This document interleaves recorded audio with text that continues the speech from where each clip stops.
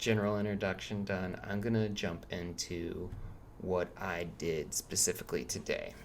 And again, this is going to be a general review. So I went through about 10 hours of course material today, a little less because I did some some problems, some labs as well. So it wasn't all the videos. That entire time wasn't all videos. So I'm not going to cover all that in these streams. I'm going to cover the bigger concepts, the concepts that cover, like, that take up more of the exam that you're going to see more likely. The things that also I find that I need to work on more, I'm going to introduce in here because I want to work on them. So I might not have explanations on everything. I might not be able to tell you exactly everything about every concept I'm going to be introducing, and I wouldn't want to misinform you. So I'm not going to do that, but I am going to touch on each of these concepts just for myself and for those who might be watching and wondering how much I get through in a day and what it looks like. So yeah, today one of the bigger things that we covered is the OSI model. And the OSI model is a way of looking at systems in a conceptual way. So it's not actually how you'd build out a system. It's not looking at like the very you're not getting in the weeds of like the actual parts that make up the system, like the models and things like that. You're just looking at it in a very generic way. So the OSI model breaks these systems into 7 parts, and that's going to be physical, data link. Let's see if I can type with the microphone right in front of me. Transport, session, presentation, and application. All right, so what we're actually going to do is we're going to number these from the bottom up because that's kind of how we look at the information coming into the system. So first it starts at the physical, and then it works its way up. And I'm going to talk about each one of these individually. Let's just take a second. So you'll often hear when someone's talking about like layer 4, an issue on layer 4, like they're troubleshooting an issue on layer 4, they'll say layer 4. Like that's something that people will say in the office, or they'll say the transport layer. So you have to know what these layers entitle, like what they mean to you. And if you're working in networking, honestly, we're not too worried about layers 5, 6, and 7. These are more for people that are like in development. They're making the programs, because again, these are the applications.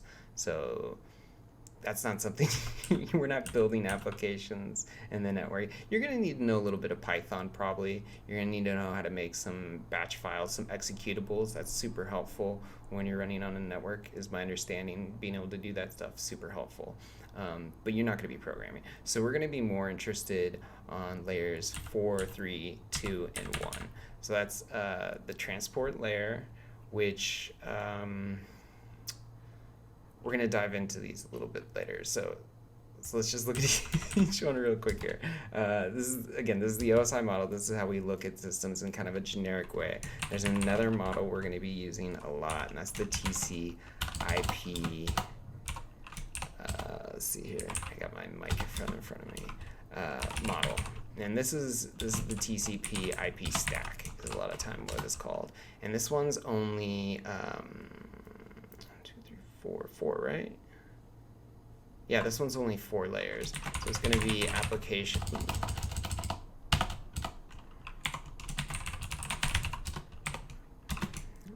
Transport and network access. And both of these models are talking about the exact same thing. They're just talking about it in different ways. So actually a good way to show this is they actually line up. So if we were to take like application,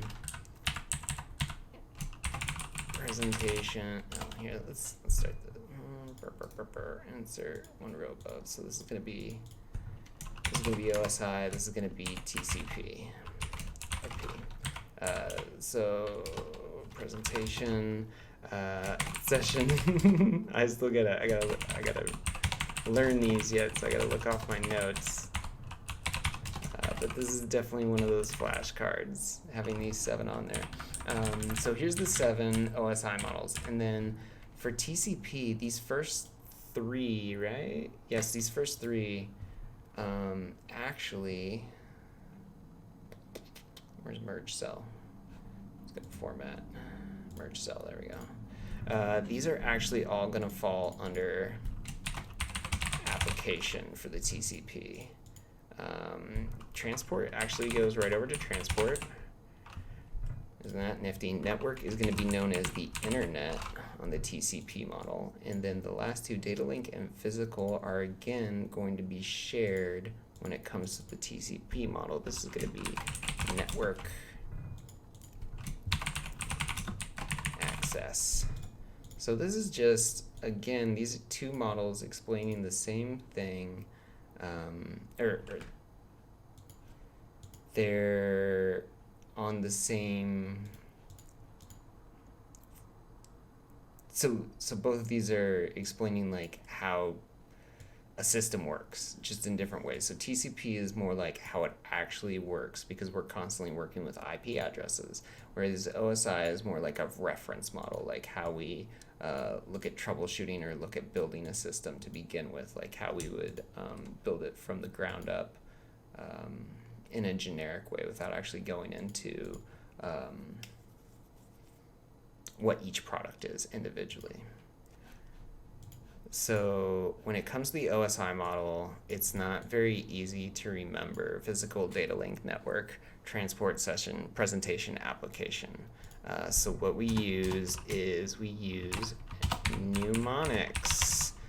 And mnemonics are little phrases that mean something. They don't necessarily mean something, but they kind of make sense in your head. So we would say one of the most common ones is going to be, where is it?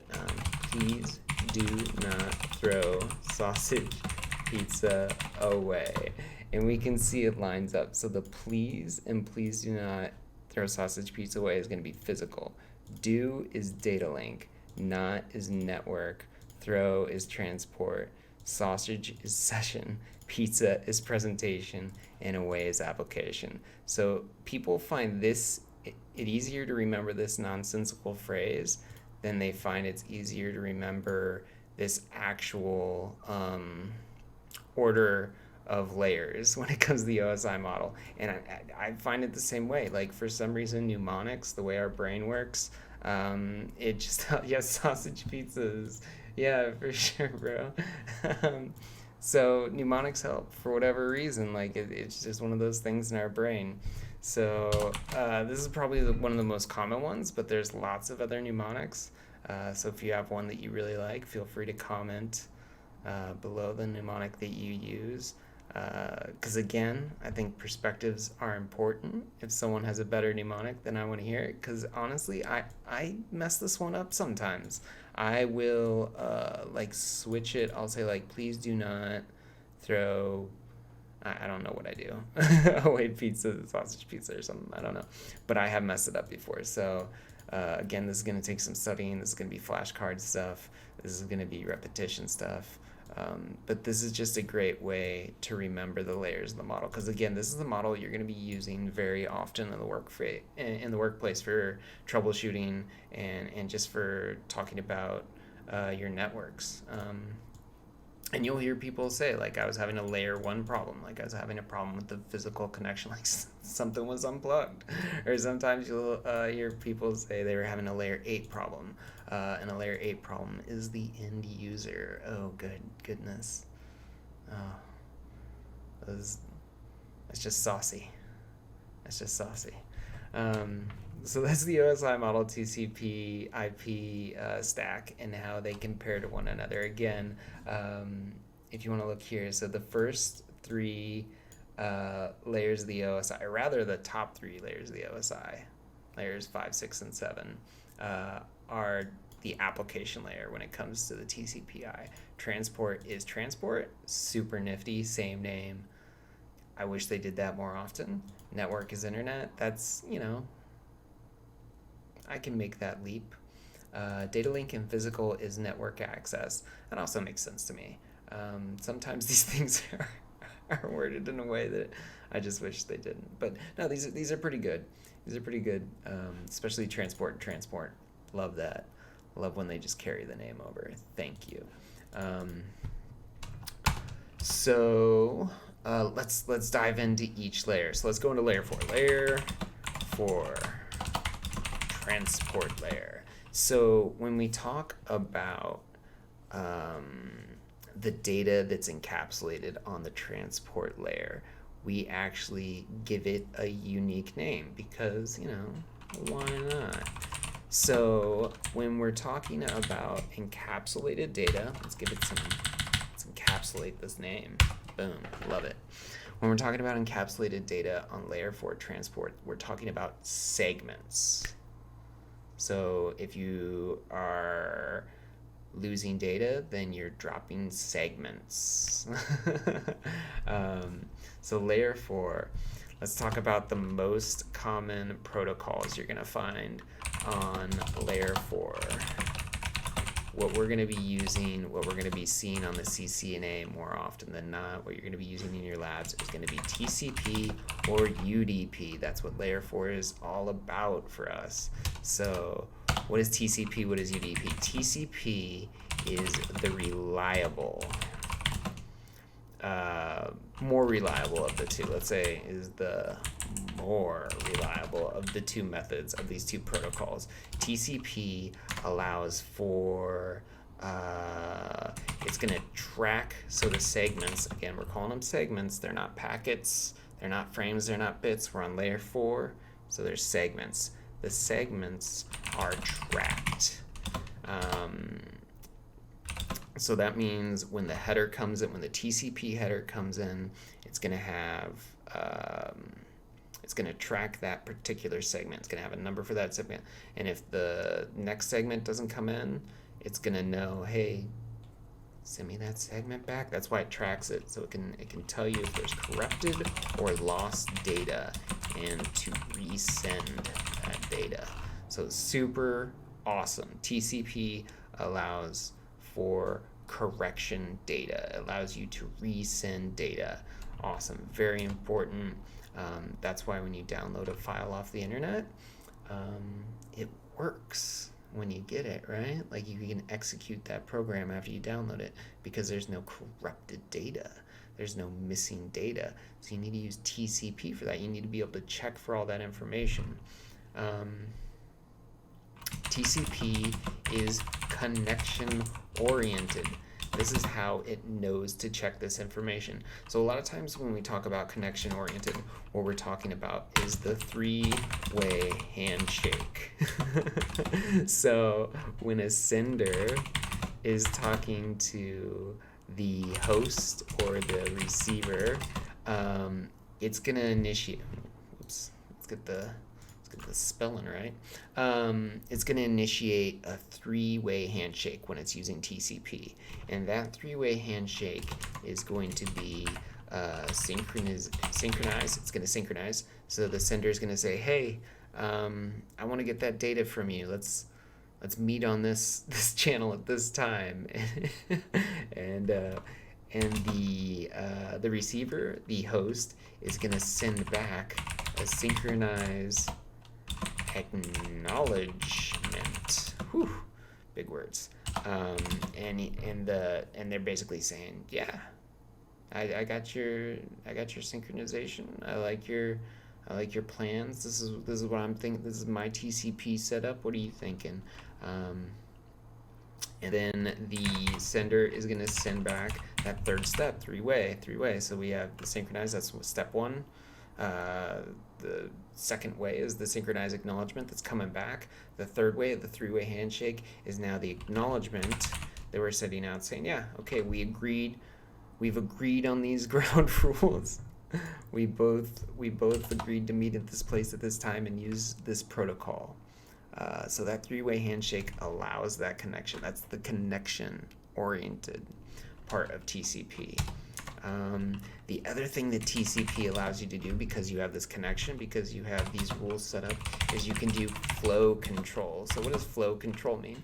Flow control means like, so I want to download, I want to download something at a really fast speed, but you don't have, let's see, I want to download something at a really fast speed, but I don't have the capacity to write it at that speed. So you're sending it at like 20 gigs. That's ridiculous. You're sending it at 10 gigs. That's possible on an internal network if you have the right catalog wiring. So you're sending it 10 gigs, but I can only write it at 5 gigs. With flow control, it says, hey, slow down. This is too much information for me. We're dropping packets. It's overflowing on the buffers and stuff like that. So let's just slow the speed down. Let's find one that works for both of us. That's what flow control is. And again, it requires that acknowledgement. It requires that connection oriented, where the sender and the receiver have that kind of that communication between the two of them. So you can see how TCP is super important when it comes to like vital information, information that you need to know that it gets there, and it gets there unmolested and complete. So that's also why you have checksums in the TCP, so it knows that it got there uncorrupted. That's typically the terminology used, corruption. UDP is best it can. So if TCP is the more reliable, then UDP is doing the best it can.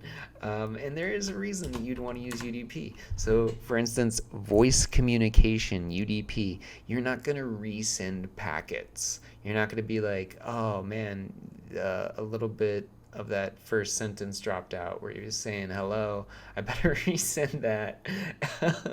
And it would create this crazy echo. It wouldn't make sense because that moment is already passed. So that's a lot of times, if you're ever using voice communication, someone's cutting out really bad because they have a latency issue with the network or something, a lot of packets are just dropping. They're not being resent because they're using UDP, and it's doing the best it can. So there's no handshake. No handshake with UDP. No three-way acknowledgement. It does not have flow control. No flow control. It's going to send it as fast as it can.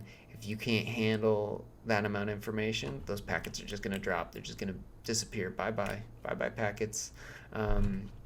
And again, for certain applications, UDP is definitely the better choice because there's no need for those packets to be resent. It's actually detrimental to your network to resend those packets, and it has no net benefit at all. So a lot of times when you're working on networking, oftentimes what you're doing is figuring out ways to, it feels like, at least, I haven't worked on network, but it feels like a lot of times you're figuring out ways to remove the dead weight, the unnecessary information being sent. So let's just keep that in mind. Layer 4, something else Layer 4 does. Layer 4 also includes session multiplexing. Whoa, what does that mean? Session multiplexing is tracking all the different sessions that the sender is sending out. So when I'm on the internet, I might have multiple browsers open. I'm also streaming on Twitch. I'm also doing all kinds of crazy fun things. And the system needs to be able to track where it's sending that information, where it's getting sent back, which program is taking it. So this is session multiplexing, and basically it's using ports. Ports are so important. So when you're sending out web traffic, HTTP, you're on port 80. If you're securing it, you're on a little bit higher port. Man, I need to memorize ports again. If you're doing FTP, you're on a different port. So it tracks where this information is going in and coming out via ports. It also helps Well, let's not get too in the weeds. Let's stay stay above track. I don't want to spread any information, and I don't want to spread misinformation. I don't want to say anything wrong in case I'm not completely sure about this stuff. So let's just say session multiplexing is super important. It's how you track all those different sessions you have going on. It's how the PC handles that. Let's see. So let's see if we can't, just to give you an idea of the difference between let's see if we could just pull up one. Man, it'd be so cool if it just pulled one up. It didn't give me any, like, I guess Wikipedia. Do you got some images for me these days? I don't use Wikipedia that much. Is that a header? That doesn't look right to me. This is why we gotta study. We gotta see as many. Here we go. This looks good. I like this. Okay, I guess that's the exact same thing. It just has some. Here's a TCP header. So look how much information is required for a TCP header. Because again, this requires the acknowledgement, the way handshake, and all that other information. It's going to do flow control. It's going to do checksums, which is your corruption sequencing number, so it knows that it's getting all the information, it's got it in the right order when it unpacks it. Source and destination port, that's something that the UDP has as well. So you have your source port, destination port, but the only other thing that UDP headers have is a link and a checksum. So the checksum again is for corruption, but the UDP isn't going to ask you to resend that information. It's just going to drop it. It's just going to say, this is not, it got corrupted along the way. Bye. Maybe if the application requires it, that UDP information, even though it's correct, will get passed on, and then the application will choose whether or not to resend it. But more often than not, if that UDP checksum is not correct, if the information is corrupt, it's just going to dump it. It's not worth resending it. Whereas the TCP checksum is going to allow that resending. So again, we're just looking at the difference in the header. So look, 32 bits total. This also 32 bits, if I'm not mistaken. There's just a lot more information. So there's a lot more bandwidth being taken up. There's a lot more data being taken up with a TCP header versus a UDP header. So, I mean, that's, of course, because there's all that extra information being handled by TCP. But it's just good to understand, like, the differences, like how they look. And those, so what is a header? What did I just show you? So if you're ever just going to grab segments out of the air, which you can do with like network mapping programs, you can actually open them up and see what information is flying through the air if you're looking at like Wi-Fi. And that's headers. That's what those are. It shows you everything. It doesn't show you everything inside, but it shows you like how it's encapsulated and like where it's going, where it came from. If there's any special operations being performed on it, like if it's what's the word I'm looking for? Being routed differently. But again, I'm diving a little too deep. I don't know enough about this to actually go any further. I don't want to spread misinformation. I'm just excited about this stuff. So let's jump to, not lawyer. Let's jump to, nope. Let's jump to layer 3. Layer 3 again was our network layer, right? All right, network layer. So the most common protocol we are going to be using on layer 3 is going to be IP addresses. More specifically, IP version 4 to come later, or if you're working for IP version 6. And this is actually, just a side note real quick, a really good reason to get into networking is IP version 4 ran out a while ago. Like, we don't have, I think all the open addresses have already been given to the ISPs, and they're just doling out what's left. We have to make the transfer to IP version 6, and some of the bigger companies have, like Verizon, Google, a lot of even your network, probably if you do an IP config, IMF, depending on what operating system you have, Windows is IP config. you can pull up your IP4 address, and a lot of times you'll have an IP6 address, IP version 6 address as well. I guess why not jump into that real quick while we're on it. So when IP version 4 was first created, it was when the network was first getting started, and no one had any conceptual idea of how much the internet would blow up with the Internet of Things, with everyone owning their personal computer, with cell phones, with everything else. When it first came about, no one had any idea that was going to happen.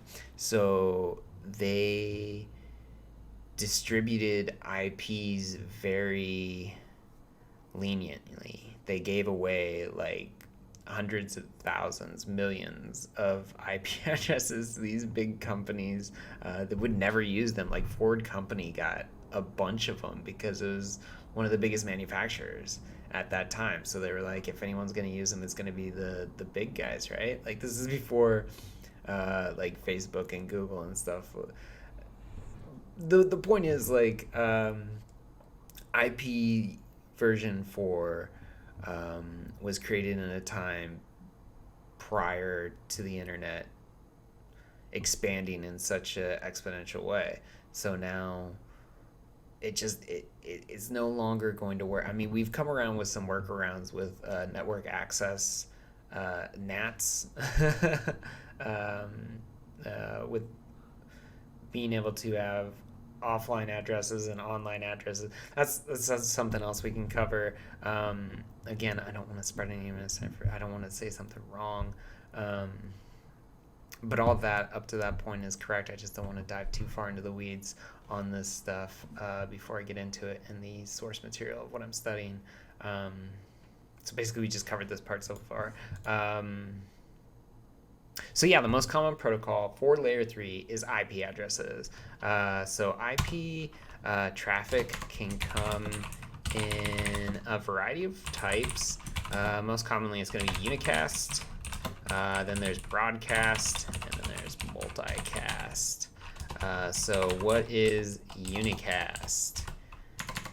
Unicast is point to point, sender to receiver, point to point.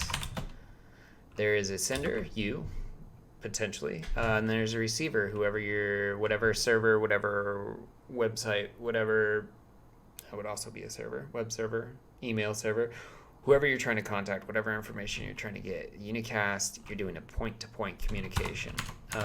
Broadcast is point to everyone on that same subnet. So you're broadcasting out to your subnet, and so when you're on a subnet, that's kind of like your neighborly. This is kind of like a neighborly hello. This is everyone that's.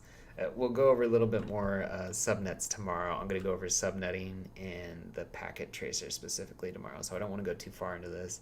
Subnetting is super confusing to me yet, so we'll just say everyone, before you hit your first router, is a broadcast. Once you hit that first router, that information is going to be dropped hard because they don't want to flood the rest of the network with that information. So lastly, we have multicast, and this is going to be point to anyone listening. So people are going to tune in to a specific IP port. They're probably actually going to say, hey, I want to listen to this. And again, you're just going to be sending out one stream, but a bunch of people are going to pick it up. And this can be broadcast, the wrong word. This could be multicasted outside your subnet, so it can get past a router. And that's because it's not going willy-nilly, but it's going to specific people that signed up for it, specific hosts that signed up for it. So all good information. But I got to be careful because sometimes I use the wrong terminology interchangeably, and I don't want to confuse people. I don't want to give them misinformation. So IP traffic types. Now let's cover IP address classes, right? Is anyone familiar with IP address classes. There are 5, but they are not numbered. They are lettered. So we have, oops, not classed. We have class A, which goes from 1.0.0.0 to 126.255.255.255. So this is an IP address. And all of the addresses between 1.0.0.0 through 126.255.255.255 are Class A addresses. And the subnet mask for a Class A address is /8. And we will go over what the /8 means more tomorrow. Just know that a Class A subnet mask /8. Class B is 128.0.0.0 through 191.255.255.255. And this is going to be a /16. Again, /16 is going to be the mask, the subnet mask, and I guess we can go a little into what subnets are. So this is going to be where you divide the hosts and the network section of your IP address. So the closer that is to the front, oh man, no, I don't want to go into it because I'm going to get confused and I don't have notes on it in front of me. So we're going to stop right there.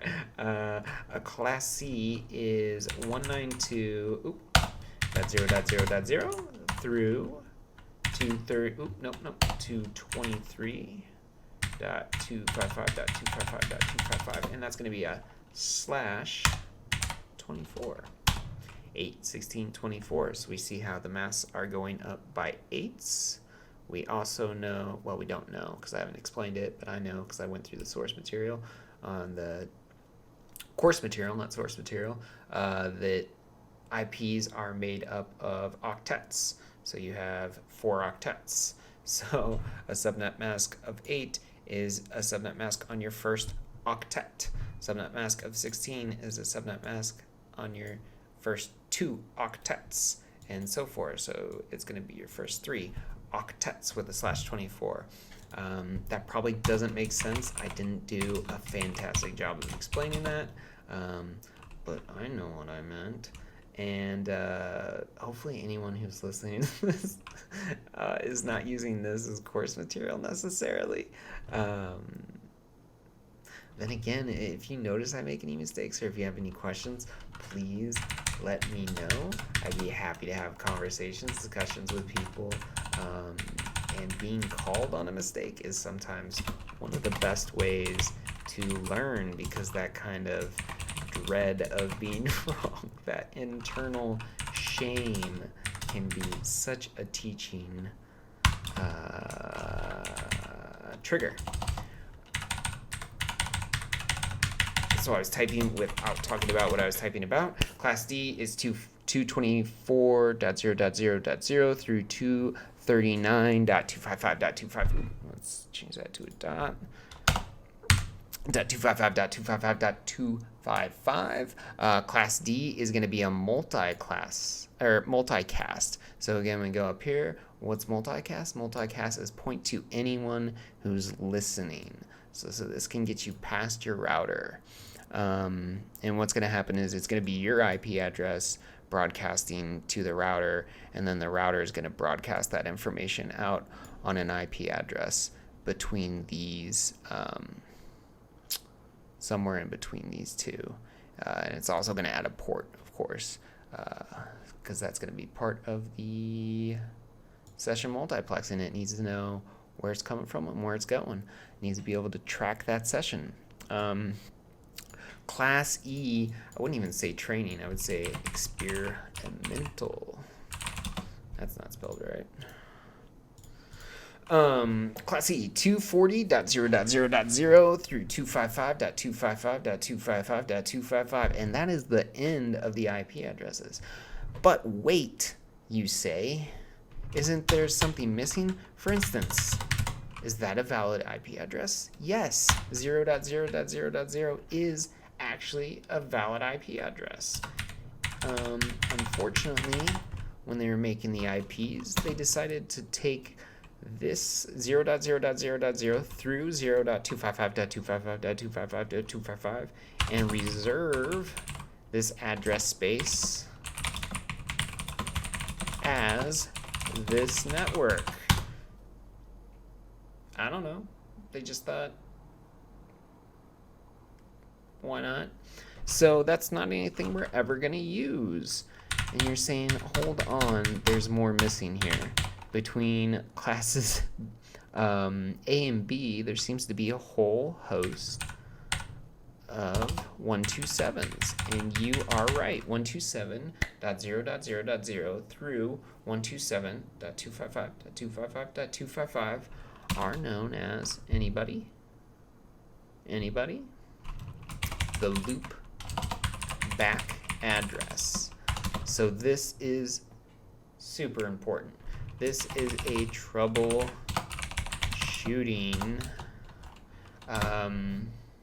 IP address that we're going to be using.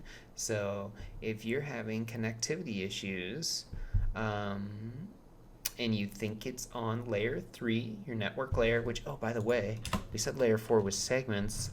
Layer 3 is going to be when you're having an issue with your packets. So let's say you're having an issue with packets and you want to do some troubleshooting. One of the first steps you're going to do when you go into your command line and you do an IP config, you're going to see that you have an IP address. You have an IP address. Okay, cool. It's going to be a Class C address more than likely.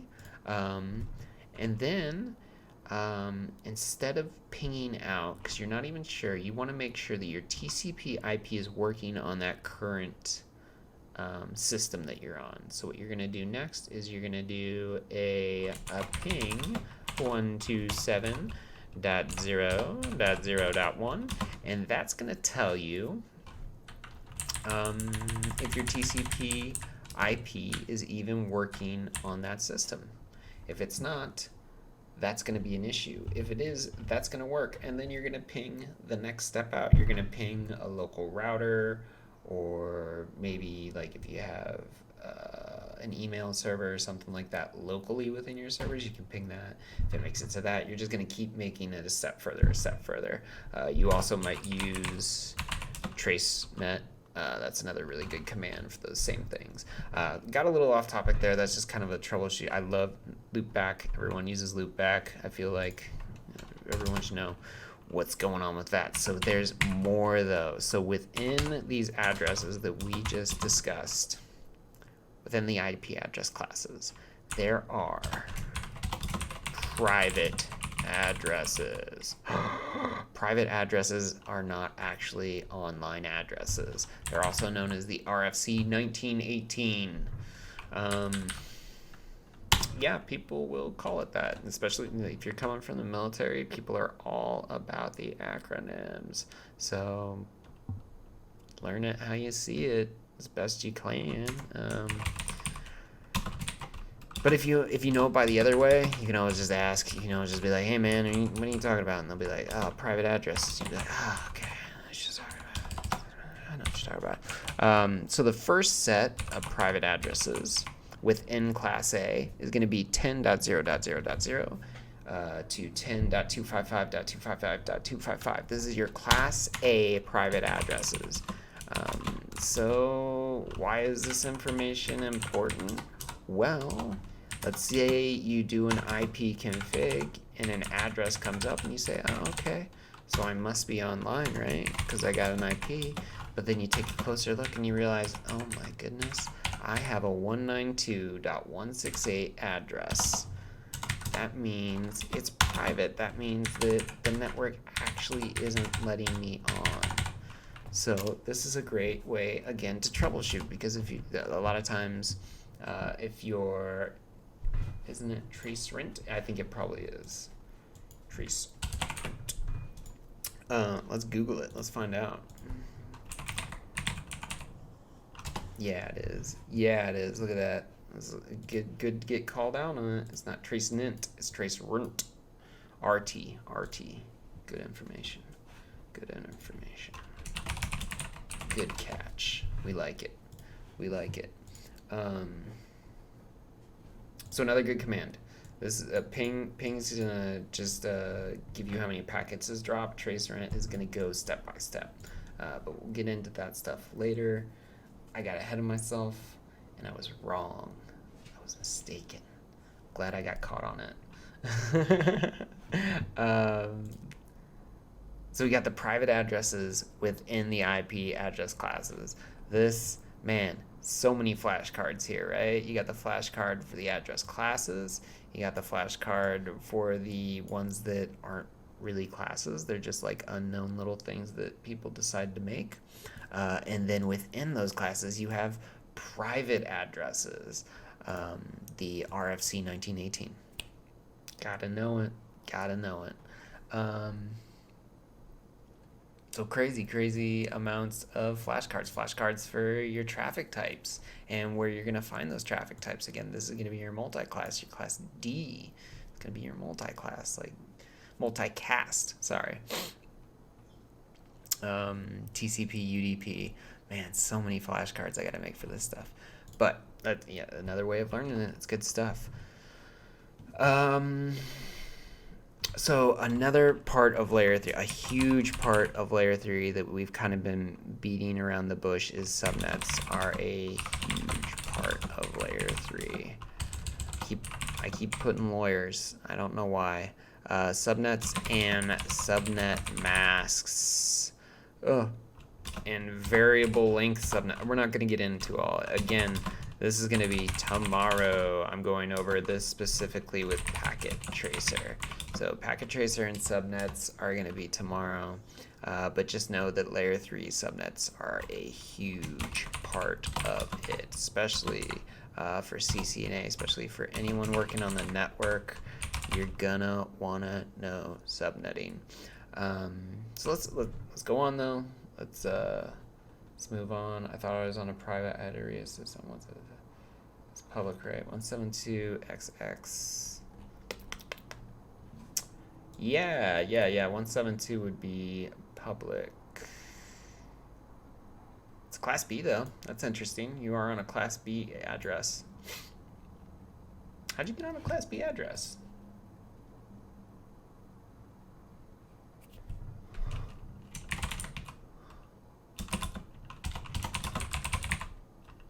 It's interesting.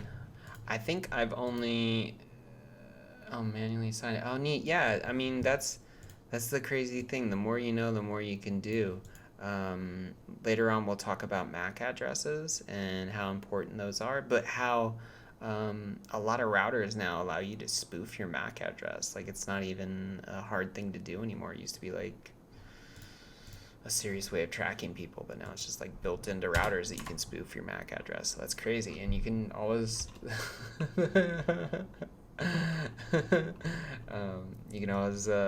put your stuff in purposefully. You can assign yourself a static address as opposed to a dynamic address. There we go, using the terminology, static, dynamic. Get used to it, get into it, live that life, love it. So layer 2 is your data link layer. What do we call the things on the data link layer? That is a good question. Let's not get ahead of ourselves. They're called frames. So a little backtracking. Layer 4 transport, they are called segments. Layer 3, they are called packets. Layer 2, they are called frames. Guess what? It's all the same thing. It's all the same thing. I mean, it's adding a little bit onto the capsule or it's taking it away depending on which way you're going. But the data is all the same. It's essentially the same information. But when we're talking about it on a different layer, it's given a different name. Capsulation. Just because we need to be able to understand each other when we're talking about it. So I always used to call it packets because I was ignorant at that time. I called everything a packet. Whether I was talking about layer 3, layer 4, layer 2 is all packets. Packets are being dropped. Now I know that if it's maybe an issue with the ports, maybe it's an issue with the TCP. It's a segment. that I'm dropping. It's not a packet, but layer 3, if it's an IP address issue, if it's an IP issue, then yeah, it's a packet drop. But again, layer 2, so we're layer 2, it's going to be frames. Important to know. Important to know for when you're testing on it. So what do you do with the data link level? Data link level, there are so many different protocols that work on layer 2. In fact, check it out. Check it out. First of all, I'm just going to put layer 2. I'm not going to put OSI. I'm not going to put anything else. And it pulls it up. It knows. That's how often people talk about these things as just a layer, right? I can Google layer 2 and it knows I'm talking about the OSI data link layer. Like that's impressive. First thing that comes up, right? That's actually really impressive. So, oh, and look at this. It has the model over here. This is great. This is great information. You gotta love Wikipedia. I mean, it's a lot of information it throws at you, but you gotta love it. So I was talking about how many protocols are possible. Let's just see.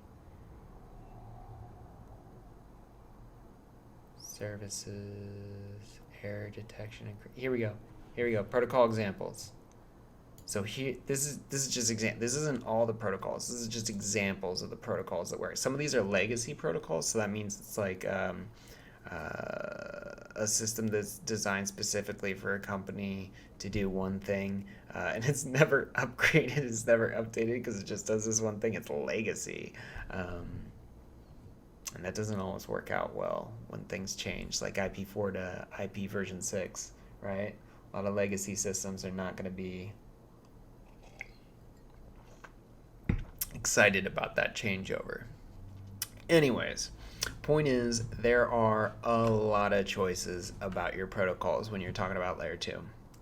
So let's not dive too deeply into all the different choices. Let's talk about the most common choice. You'll see it was already hyperlink chosen because I've been on the Ethernet wiki before, because it is the more common of the layer 2. So again, keep in mind, a lot of different protocols, but the most common is going to be your Ethernet. That's how most people connect to the internet. That's how most people have internal LAN systems are over Ethernet. A lot of networks, internally, externally, Ethernet. So, what about Ethernet? Ethernet takes an Ethernet card. If you're like old enough to remember, a lot of times you actually had to buy a separate card for your Ethernet connection. Nowadays, a lot of them are connected directly to the motherboard. Way to like date yourself there, brother. But yeah, a lot of times you actually have like 1 or 2 or even 3 connected directly to your motherboard now. But you usually have to get an Ethernet card. And the reason that is because Ethernet cards, even the ones that are punched directly onto the motherboard, come with a MAC address. And a MAC address is essentially, a good comparison is like the address on the front of your house or the front of your apartment, wherever you're living. It is a it's a way to give a location, right? So when you're working with the Ethernet, you got those MAC addresses. It's good information. It's going to be found, I believe. Let's see if we can just pull up.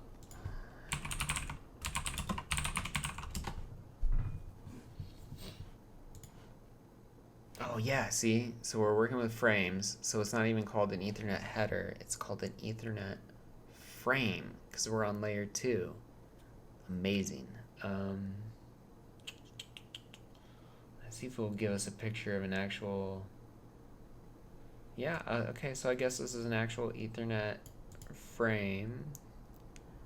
What am I looking for here? I'm looking for... Yeah, see, okay, here we go.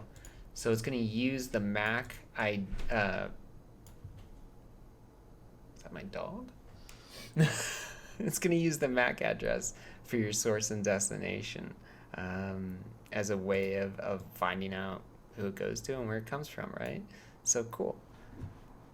Real cool information to have. it's neat to see how all these systems work together.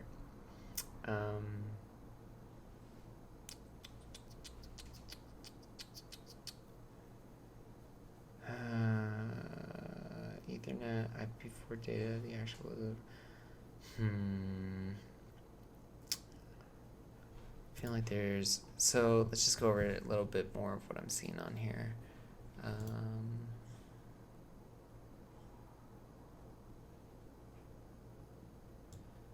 So this is the actual pack. This is like the data right here. This is the package, if I'm not mistaken.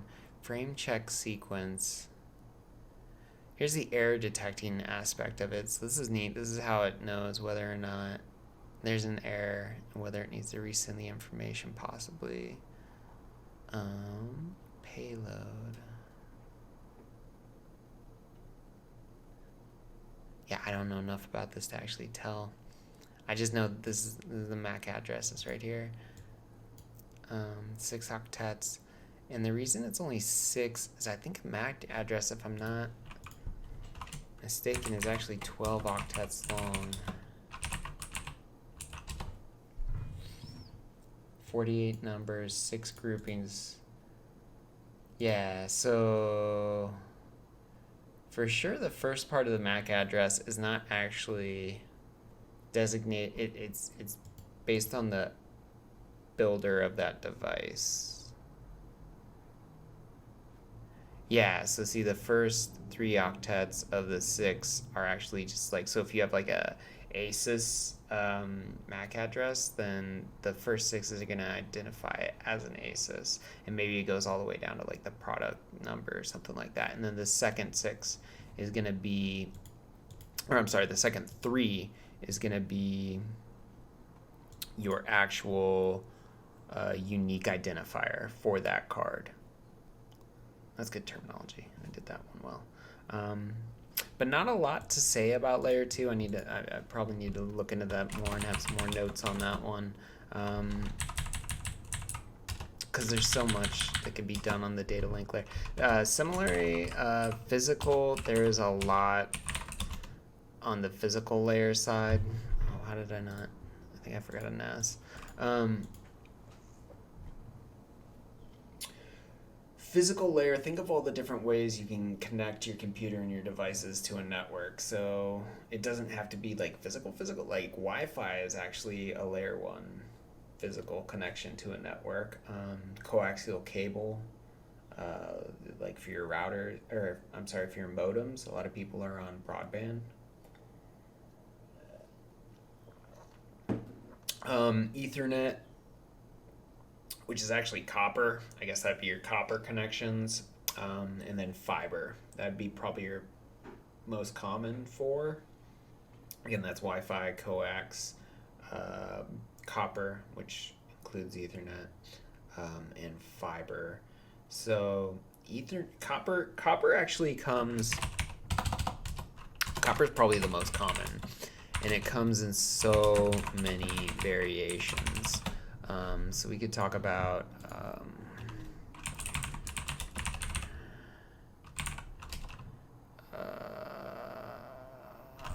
wait. Let's do copper categories. Yeah, copper cable categories. Here we go. There we go. Okay, so there's just so many different choices. Just within copper, right? You have all these different choices between Cat 1 and Cat 7. Actually, there's Cat 8 now. This is an old chart. Cat 8 isn't like out in the public very much, I don't think, if at all, but I know it's been developed. So a lot of people use Cat 5. Cat 5e is very popular, common. When you get inside like businesses, you're going to see a lot of 6A. Actually, I don't think 6A is very popular. 7 gives you that 100 meters. So you got all these different categories, and these categories obviously have different data rates, so how fast they can transfer, how long they can be, and then cable type, you either have twisted pair, shielded, or unshielded, right? So shielded provides protection against electronic noise, electronic static, just buildup of all this energy, electrons in the air, can degrade your signal. So you wrap foil around it, you wrap rubber around it, and then it's shielded. It helps protect against that electronic interference. And then you have unshielded. So you use these in different places dependent on the environment surrounding it. Then you have fiber. So fiber comes in copper, so many variants. Shielded, unshielded. Here.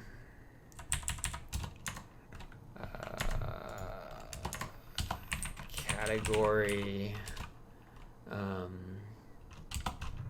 You also have coaxial, which is like pretty, I think just, I mean, maybe the shielding differs a little bit, but it's pretty one size fits all when it comes to coax. Then you have fiber, and fiber comes in two variations. You have single mode fiber, and you have multi-mode fiber. Single mode fiber is a single light going down the line. So actually, let's get a picture. It's just gonna be like a light going down a tube.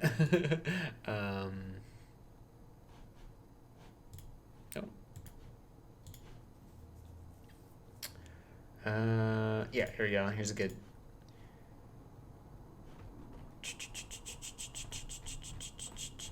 All right, I'm just gonna appreciate you helping me with the picture. So single, you can see it just goes straight down the middle. Single is really good for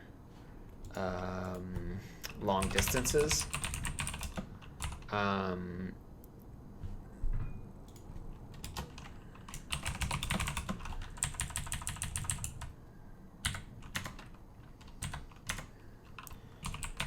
The drawback for single mode is that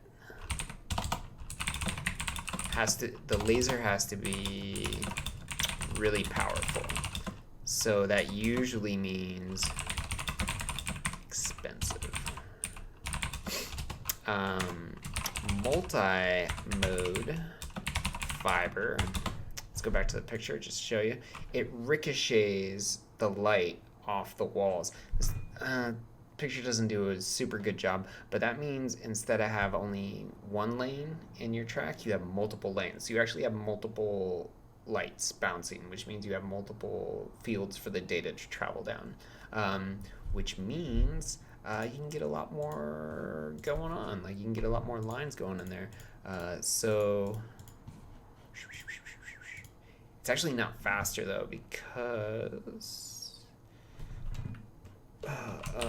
it adds a lot of like collisions, so you gotta be careful. But it's good for short distances, and because the laser doesn't have to be very powerful, usually an LED, and this is usually a laser.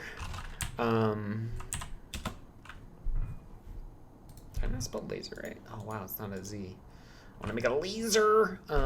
So the single mode is actually using a laser, and that's why it's more expensive, but why it can go really, really far. The multi-mode fiber, it does a lot of bouncing. It's good for short distances. It uses a really inexpensive LED. So multi-mode is more for like LANs, like getting information from switch to switch, because you can pack a lot of information in there. You can have it going really fast, and you don't have to go very far with it, and it's not very expensive. I mean, when we say not very expensive, we're saying like in the broader scheme of networking, it's going to be expensive for the individual, but not for the business. So copper, coaxial, fiber, the different breakdowns within each. This is something I'm gonna have to study as well. I'm gonna have to get back in on. This is fairly basic information, but it's stuff that you just forget if you don't do it. And we can go back, and this is what I was looking at earlier today because I was like, no way they're actually looking into this.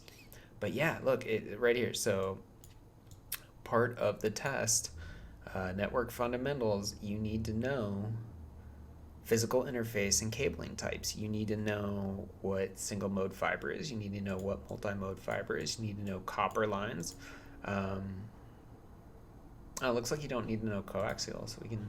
This is why we go to see what it's actually asking for. Because look, don't even need to worry about it. We need to know the fiber and the copper though. I'm not sure about this. Is something I'm actually gonna have to look up. I don't think I've made it into this in the course material. This is new information to me. Ethernet shared media and point to point. Unless it's talking about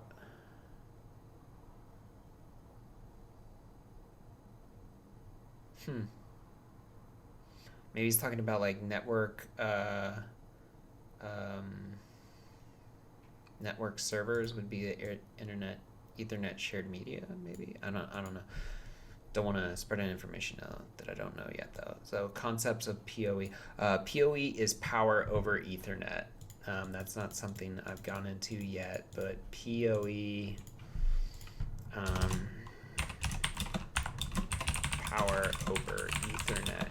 And that's when you actually, so for some devices, power over Ethernet's great for like, Wi-Fi access points. Oh my goodness, power over Ethernet makes it so much easier to place those on the ceiling without having to worry about like a close by plug-in. You can just literally push power over your Ethernet cables. Those the same Ethernet cables you use, or the same makeup of the cables you use to connect to the internet with your laptop or your desktop. There is variations of those that you can actually push power through, and you can power devices. A lot of people use it again for access points for Wi-Fi. It's really good for security cameras. Again, anything that you don't want to have to place next to a power box, but probably requires power anyways.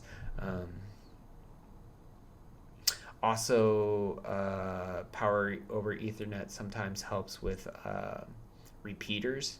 So if you have a long area or a very long distance to travel with the information, and you, even using the best cabling you have available to you, it exceeds the maximum distance of that cabling, you'll put a repeater or repeaters within that to extend the signal, but a lot of times those repeaters need power, and if it's if you're transferring this information over this long distance, it might be in the middle of nowhere, so having that ability to power that device with the Ethernet itself, pretty amazing. So I think this is pretty good stopping place for today. I think I got a little lax. I got away from my microphone. Hopefully that didn't get too bad. I think this is again, this is just a very broad overview of what I went through today, what I went over today in course material. Let's just really quickly, I don't want to show too much of course material because I don't know what's allowed to be shown or anything, but just real quick, you can see we got so here's the OSI layers. Here's layer 4, layer 3, IP classes, subnetting. Subnetting, again, we're going to be covering tomorrow. I did layer 2, layer 1, Cisco device function. That's packet tracer. We're going to be going into that tomorrow as well. Life of a packet, I kind of covered this. I probably I tried to cover it as much with the headers as I could. That might be tomorrow or even the day after. But tomorrow's going to be kind of a slower day when it comes to me covering a bunch of course material. I'm going to be doing a lot more practice subnetting and practice labs, and then I'm going to go over that in the wrap up tomorrow afternoon. And then the day after that, you'll probably see that I'll chug through another huge section because subnetting really does slow me down, especially when it comes to the variable length subnet mask. For whatever reason, that is where I start confusing myself. So again, I want to make sure that I'm not spreading misinformation. That's why I didn't include subnetting today. I didn't want to get confused. I didn't want to confuse anyone else. Yeah, I think this is a pretty good little wrap up of what I covered today. I'm going to be chopping this up, putting it on YouTube, including links to all the resources that I'm using. Thank you so much for joining me. I appreciate everyone coming by.